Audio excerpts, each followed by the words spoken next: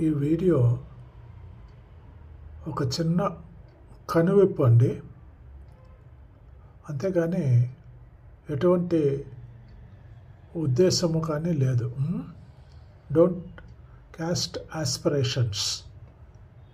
నిజాన్ని కనువిప్పు కోసం మీ ముందు ఉంచడమే. Just take it for educative or informative purpose అని అనుకోండి.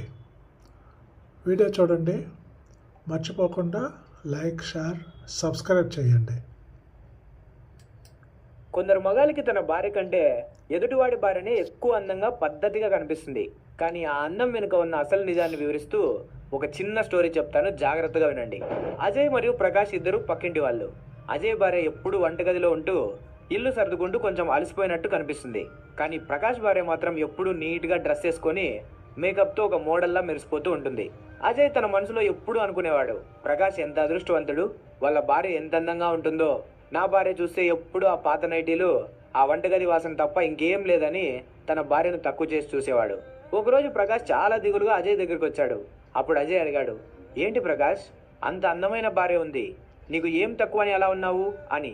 అప్పుడు ప్రకాష్ కళ్ళల్లో నీళ్లు పెట్టుకొని ఒక మాట చెప్పాడు, అజయ్, నీకు నా భార్య బయటికి మేకప్తో అందంగా కనిపిస్తుంది కావచ్చు, కానీ ఆ అందం కోసం నేను సంపాదించేదంతా ఖర్చు అవుతుంది. ఆఫీస్ నుండి నేను అలసిపోయి ఇంటికి వెళ్తే నాకు కనీసం ఒక గ్లాసు మంచినీళ్ళు ఇచ్చే ఓపిక కూడా ఆమెకు ఉండదు. కనీసం పిల్లల్ని కూడా పట్టించుకోదు. ఎప్పుడు ఫోన్, మేకప్, షాపింగ్, ఇదే ఆమె ప్రపంచం. కానీ నీ భార్యను చూడు, తన అందంగా కనిపించడం కంటే నీ కుటుంబాన్ని అందంగా తీర్చిదిద్దడం మీద దృష్టి పెడుతుంది.